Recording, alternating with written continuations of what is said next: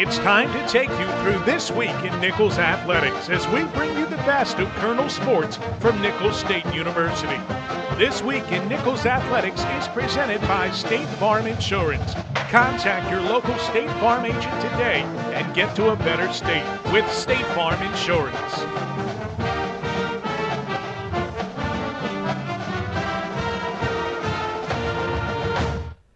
Welcome to This Week in Nicholls Athletics, presented by State Farm Insurance. I'm your host, Mike Wagenheim. Thanks for joining us. Coming up in today's show, we'll introduce you to the newest Nicholls head coach. We'll also get an inside look at the building of Colonel Pride. Plus, we'll chat with head baseball coach Seth Thibodeau. First, let's take a look at an up-and-down week in Colonel hoops. We get started with the men, beginning last Saturday at the University Center in Hammond as the Colonels face rival Southeastern Louisiana. Nicholls without their leading scorer and rebounder, Trevon Lewis. Only 9 players suited up, 4 of them walk-ons. A win would be a matter of sheer will. These teams split the last 6 meetings right down the middle. Late first half, tied at 22. Sam McNeese with the bonus ball. He hit 4 threes on the night. Second half, 15 minutes to go. Roosevelt Johnson in the post, stripped, but gets it back. Southeastern up 32-36, their largest lead of the game. Colonels cut it to 3 before Jeremy Campbell drops in the leaner. Campbell went for 16 points on 7 of 12 shooting. But McNeese sets up in the corner, and the Colonels drill the 3. It's a 2-point deficit with 13 minutes left. Next possession, Brian Hammond came up big down the stretch, takes the outlet, and ties it at 34.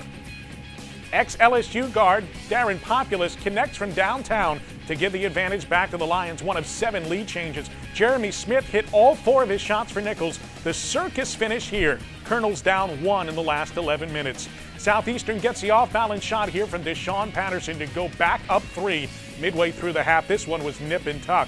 The Colonels answer, though. Good ball movement around the perimeter. Dantrell Thomas with a high post feed to Shane Rillier here. He finds the cutting Smith for the dunk. 9 minutes to play. Lions up 39-38. Southeastern would not relent. Todd Nelson gets a good look from 18 feet away and cans it back to a 3-point deficit. Dantrell Thomas, coming off a leg injury, would tie the game on a 3-pointer. Then the steal. He runs the floor. The finish and foul. Nicholls up 44-41 after a free throw. Off the Nelson miss here. The Lions crash, and Campbell able to hit from the paint. Colonels up 1 with 7 minutes to go. A Campbell free throw ties it. Hammond with the dish to Thomas. Can't finish, but Smith tips it in, and Nicholls regains the advantage at 46-44. Under 5 to go, a Johnson free throw makes it 46-45, and then Johnson with the tough layup. Southeastern back up on top. They stretch it to 3 on the Populous jumper, and you wonder if Nicholls is beginning to run out of steam.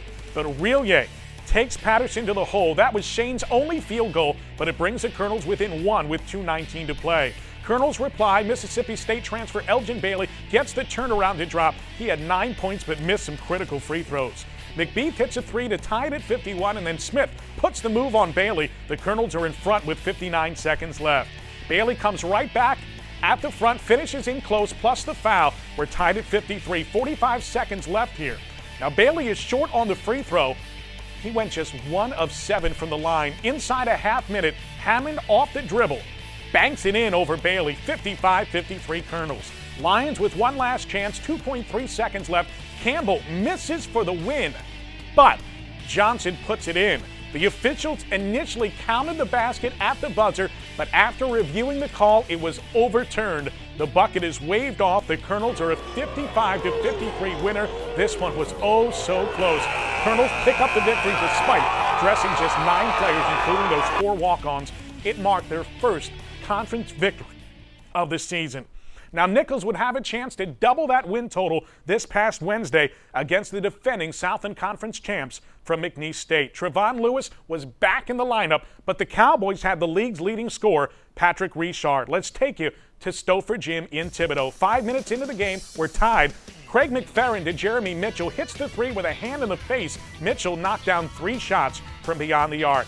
Colonels catch the opponent off guard. The inbounds from Macbeth to Lewis. He knocks it down from 10 feet. Trevon on his way to a 16-point performance. McNeese built a 7-point lead at the 12-minute mark. Colonels trying to break down the zone. Rillier works it to Thomas in the corner for the bonus ball. DT scored 11. Nicholls regains the advantage. Lewis misses a layup, but he and Macbeth work to keep it alive. They regain possession, and Jeremy Smith finishes. The Colonels registered 15 offensive rebounds. Less than 6 minutes remain in the half. Macbeth feeds Lewis, pivots, and leaves Rudy Turner standing there. 21-16 Nicholls. That was the Colonels' largest lead of the night. McNeese having some problems in the post. They can't put it in, but they get another couple cracks at it. After McFerrin misses a baseline jumper, Desharik Gidry scores the ball. The Cowboys shot 50% from the field. Richard, though, held to just 2 points. Final minute, McNeese has reclaimed the lead. Dante Cannon working against Rillier gets a half step on him and hits a reverse layup. He had 11 points. A couple of ticks left before halftime. Rillier stumbles but finds Lewis for the buzzer-beating layup. Nicholls goes into the locker room trailing 31-28. Neither team attempted a free throw in the first half. Just seconds into half number 2, the alley-oop from Rillier to Thomas. Rillier with 4 assists, just 1 turnover. Tied at 32 now. Hammond drives, and he draws a defense to him, then chucks it out to Lyndon Smith-Hyde for the 3. The Colonels, though, went just 2 of 12 beyond the arc in the second half. Richard, dangerous. He posts up, takes it to the elbow, and connects on the fadeaway. 15 minutes to play. Nicholls up 1. Richard now starting to heat up. He would drill the step-back jumper over Smith-Hyde. That gives McNeese the edge at 36-35. In transition, Cannon leads the charge, dishes to Mitchell for the finish with 12:20 left. A couple of lead changes over the next few minutes coming up here. Under 9 to go now. Nicholls up 2. Macbeth off the mark from the outside, but Thomas crashes and tips it in. It's 48-44 Colonels. Moments later, a Mitchell 3 would give McNeese the lead again. Here, though, Rillier pokes it loose from Cannon. Lewis with the outlet, a goaltending call, and with 1:20 to go, we're tied at 56. 2 free throws from Cannon puts the Cowboys back up. Rillier with a dribble drive, but he can't finish at the basket. Nicholls fouls McFerrin with 36 seconds left, and he would make 1 free throw. Thomas with a chance to get Nicholls within 1.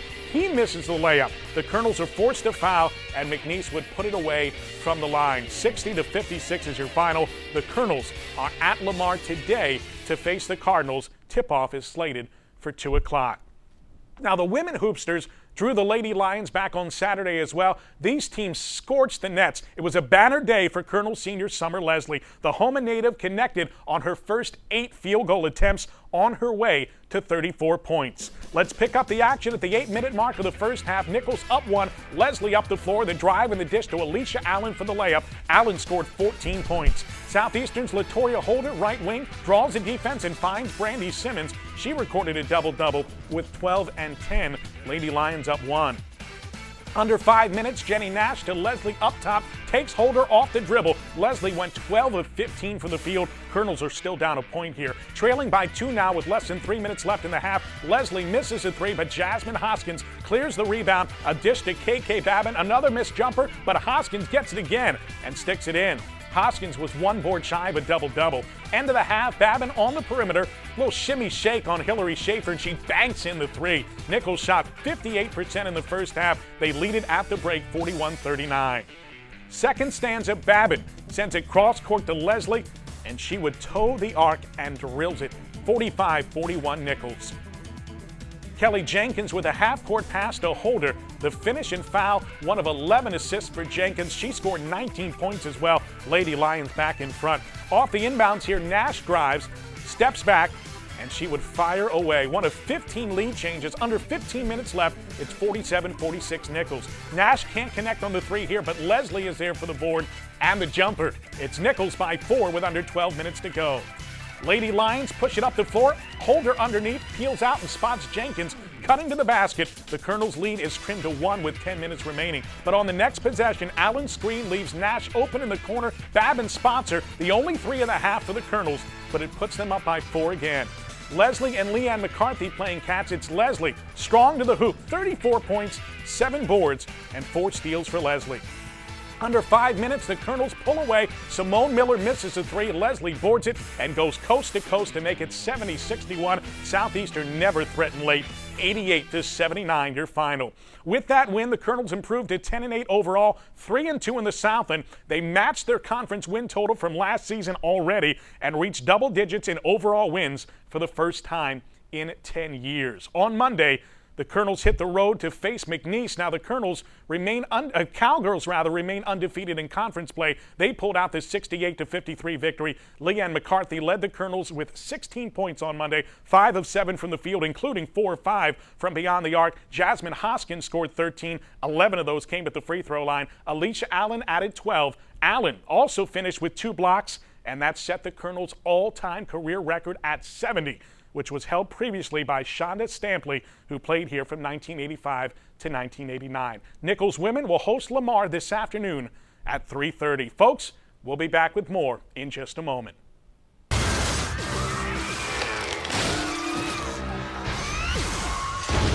There goes Dwayne's car. There goes Dwayne's house. And there goes Dwayne. Man, that thing does not like Dwayne. State Farm's got you covered. In Thibodeau, call Doug Robichaux. And in Luling, call Keith Davis.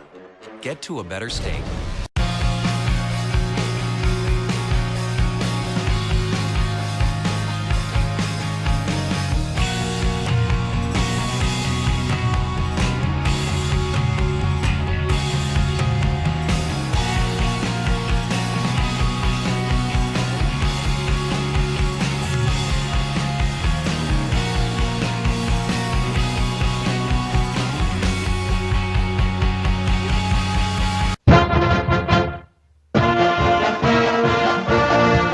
Expressing school spirit, whether cheering your team on or wearing the school colors, infuses energy into the stadium or arena and is felt by the players and coaches.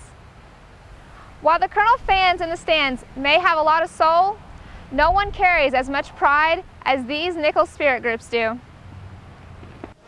The pride of Nicholls Band, the Colonel's cheerleading squad, and the Colonel's dance team work in tandem to provide an electric atmosphere. These groups are unique in their own ways for their school and community. Encouraging each other every day to better themselves as spirit leaders, their time and energy is dedicated to getting the Colonel faithful on their feet. One collection of talent provides a variety of tunes that sets the soundtrack for each Colonel victory. The pride of Nicholls Band shines when performing out on the football field and courtside at basketball games. Playing songs at pep rallies and games gets the red and gray ready and builds up the intensity in the atmosphere. Assistant Band Director Joshua Hollenbeck provides a variety of musical choices for the band to play. We have a list actually of about 20 or so songs, and it ranges from our fight song and our national anthem to we have some CeeLo Green, we have some Blues Brothers, we have some Bon Jovi, we have all kinds of stuff. I think that our band shows that it's fine to have fun at a game and to cheer and to really just get into it and you know more than just sitting there and watching. The band sets the beat for the Colonelettes to move to. Colonelettes captain Sarah Zarang has danced since early childhood and brings her passion to every performance. I think you should have a little school spirit and a lot of school pride, for if you don't, you go through college a little bit miserable and you don't get that experience that you should of meeting new people and just taking that pride in.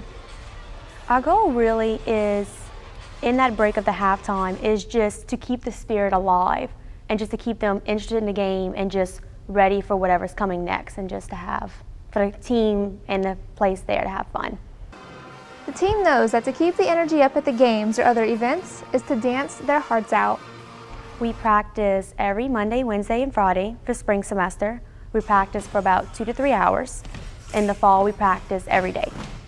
This year, we have a really good spirit level. All our girls are very excited about the upcoming games. And I think just talking about it, and every now and then, we'll have like sleepovers and we'll get together, and it really just gets the girls pumped up in the mood for being on a team. The cheerleading squad raises school spirit with their chants, tumbles, and tosses. Cheerleading captain, Callie Bayo, has been a cheerleader for 6 years, from the recreational to competitive levels. Spirit just means having pride in your school, no matter what the outcome of the game is, just to be supportive no matter what. We try to keep cheers slow and simple, like just yelling defense to get them to yell along, or go Colonels, just so that it's something easy and simple that they can pick up on really easily.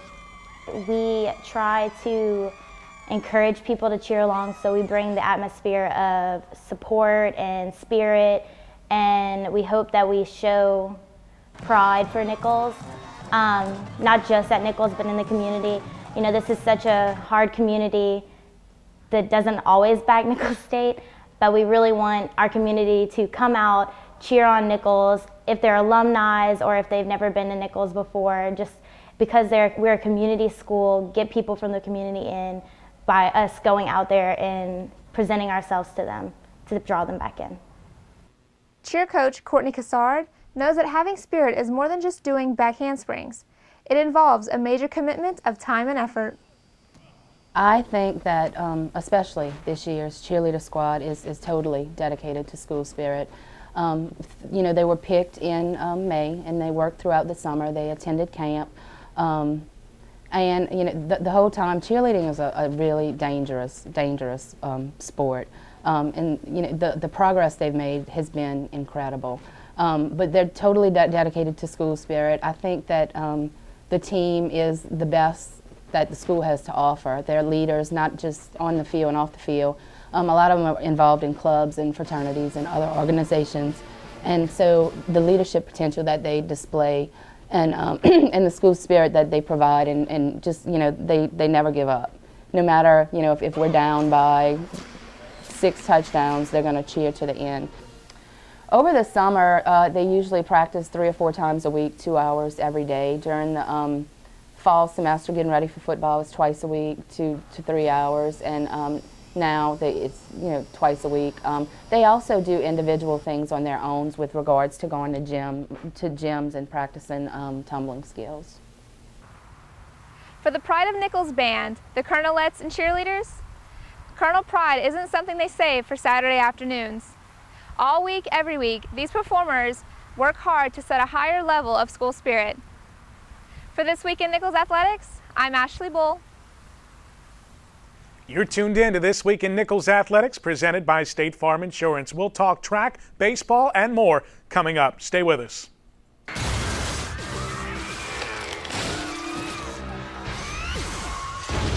There goes Dwayne's car. There goes Dwayne's house. And there goes Dwayne. Man, that thing does not like Dwayne. State Farm's got you covered. In Lockport, call Ashley Barrios. And in Houma, call Travis Gravois. Get to a better state.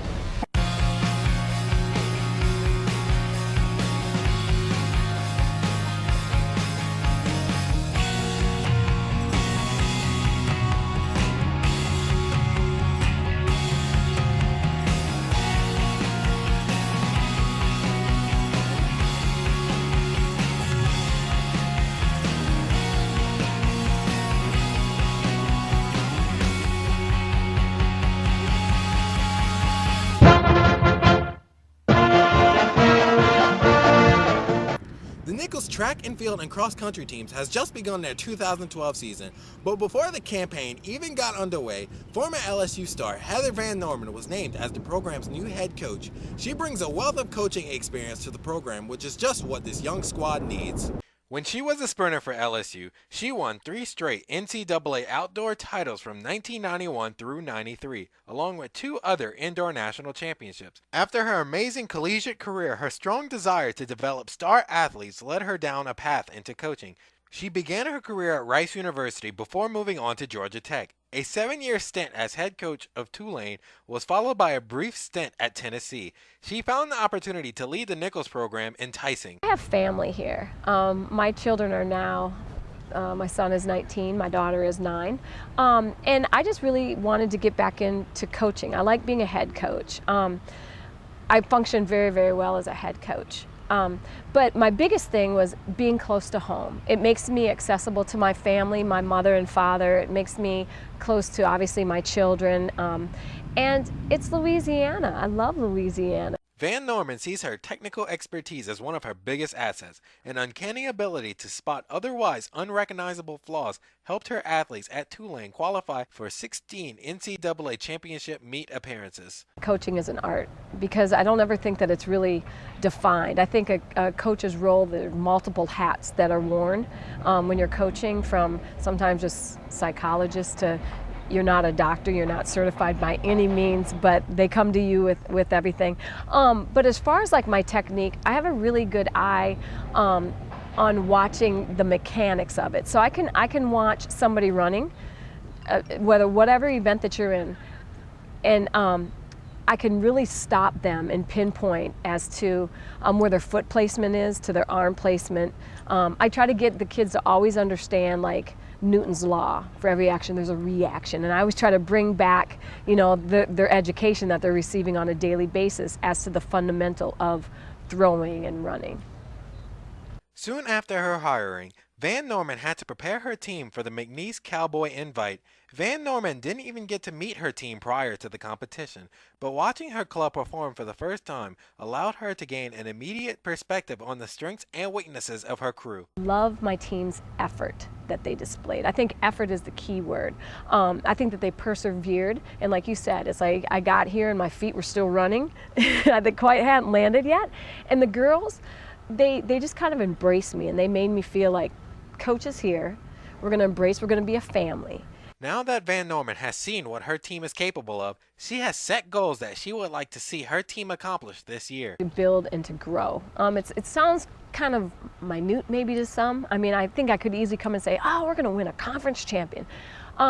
We have a lot of strong individuals, strong performances that we can perform on this team with a very, very young team. And so I just want us to grow. I want us to grow in size as far as getting more athletes on the team. I want us to grow as one unit. I want everybody to PR.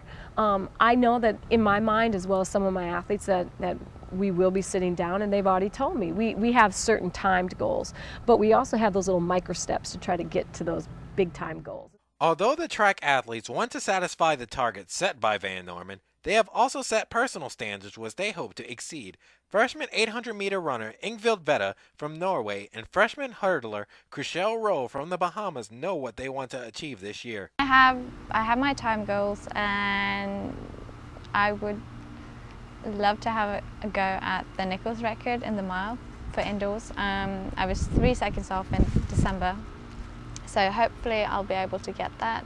Perfecting my technique, getting my technique quicker, and getting me faster over the hurdles, which is what I really need. As the team gets wrapped up in the season, there isn't a huge focus on recruiting future student athletes, but Van Norman knows when the time comes what kind of athletes she would like to bring to the program. But I'm a developmental coach. I really pride myself on that. So I like to look at kids, and when I recruit the whole package. So I'm going to recruit the family as well, but I'm also going to kind of watch to see, you know, where they are, and I try to look for the potential in them. It's kind of always interesting to me. I'm always going to try to go for that top tier kid, if you will, because you can see a sheet of paper, you see how they're producing, but truth be told, there's a lot of potential out there and a lot of student athletes, and I'm going to get the ones that I feel are going to work hard, they're going to come into the program, they're going to graduate, they're going to compete in your sport, not participate, but compete in your sport, and they're going to be a role model to the community. Sometimes when you get a recruit, you think everything is great, you get them on campus, and that may not be the person that you need in your program. And then there's the other ones that kind of come in really, really quiet, and kind of they feel out the university. Next thing you know, they're just flying high and winning championships. Van Norman and her team now turn their attention to another indoor meet at McNeese in Lake Charles, Louisiana. For this week in Nicholls Athletics, I'm Philip Boudreau. Thank you very much, Philip. Mike Wagenheim back here with you on This Week in Nicholls Athletics, presented by State Farm Insurance. We're joined by the head baseball coach here at Nicholls State University, Seth Thibodeau. Glad to have you with us on the program. Thank you for having me. Baseball season is here, and it will unofficially get started next Saturday with our first pitch banquet here on campus, 7 o'clock. The first pitch ceremonially being thrown by a legendary basketball coach, Dale Brown. He'll be the guest speaker at the event. We're raring to go. It's going to be an exciting night, an exciting day, just an overall unbelievable day for Nicholls State baseball. A lot of alumni coming in for the big alumni game. Also, Dale Brown coming in to speak. We'll have live music, a dinner auction. It's a really big night for Nicholls baseball, and it's a very exciting night for us. That's 1 week from today. We got the Old Timers game at 10, alumni game at noon. The event itself, the first pitch banquet at 7 o'clock. Last year, it was a great turnout. We expect the same this year? I think we're going to get the same numbers this year, maybe increase a little bit as well. The ticket sales have been going at a rapid pace, so I'm excited about it. I think we'll exceed our numbers from last year, but you know, just as exciting as it was last year, I think it'll be even better this year. We add a little spice to it, so to speak, for this year, so it'll be even more entertaining this year than it was last year. Got live music, food, drinks, tickets available right now, just $50 for the entire evening. 985-449-7149, the number to dial. That's 985-449-7149. Again, the banquet 1 week from tonight. That's February the 4th, 7 o'clock here at the Student Union Ballroom on campus. The season itself will begin February 17th. You got your home opener here February 21st. And we're looking forward to a great season. The Colonels returning all 3 weekend starters from last year. It's got to excite you. I'm very excited about it. Right now, we're somewhat in spring training mode with the way we're running things. You know, having to get a little practice time in, then the inter squad. So, but you know, as far as pitching, I'm really excited about it. I've been seeing our arms throw some bullpens over the last few weeks. I see what we have coming back from last year. A lot of experience, a lot of talent coming back. You know, our 3 weekend starters, Mike Weiscarver, Pat Shreve, and Seth Webster, all returned and had some big-time games last year pitched. So excited about that. And Donnie White and Brad DeLay, the back end of our bullpen coming back. And then you sprinkle in some newcomers in there that are really talented, and I'm excited about the recipe on the mound. Seth Webster put up his case for Pitcher of the Year last season, and boy, he's got a clear path this year if he keeps going the way he went last season. He does, and you know, I think Seth just wants to win something big. I don't, you know, Seth is a very unselfish player. He loves Nicholls. He loves this program, and I think Seth is a huge goal of his personally is to try to win a Southland Conference championship this year and take our program to the next level. Well, fans will get to a chance to see you coming up tomorrow. We got an inter-squad scrimmage here at Didier Field, and then on Wednesday night another inter-squad scrimmage. It's open to the public. It's completely free, and I know you want to get some folks in the community involved. Absolutely. Our gates are open to everyone. Come on, stop by, and get a first-hand look at our guys. I know it's exciting for us when we have people out there watching. You're going to see some really good baseball. We're, you know, like we tell our players, iron sharpens iron. We've been getting after each other pretty good for the last 6 months, so we're excited about it. But, yeah, the first pitch tomorrow is at 12 noon, and then we're going to try to go Wednesday evening. TBA right now would probably around 6 p.m. Well, Didier Field, it's always a party, but now we have an official place to put the party deck down the right field line, and an additional 1,000 seats were added, chairback seats as well. It's a new look Didier Field. Folks have got to get a look at it. It really looks phenomenal. We've done a lot of things over the past year. I say that since June. We've resided the infield. We've built new fencing down the sides. We've done a lot of construction here and there, just some facelifts. Especially we've planted trees down the side to add to the look of it. It's got a lot of character to it right now, but adding those extra chairback seats down the lines, and like you say, the party deck, man, that's going to be a lot of fun. I know a lot of guys have been stopping by. You see people jogging around campus, and they'll stop and look at it. It's a lot of fun to look at, and it's very appealing and exciting, and to think that we'll have some fans out there enjoying themselves. February 21st, the home opener against Southern. Looking forward to it, Thanks, Coach. Thanks so much for joining us. We're going to talk to you again next week here on This Week in Nicholls Athletics, presented by State Farm Insurance. Thanks for joining us. Today's show has been brought to you by State Farm Insurance. Contact your local State Farm agent today and get to a better state with State Farm Insurance. This has been a presentation of the Colonel Sports Network.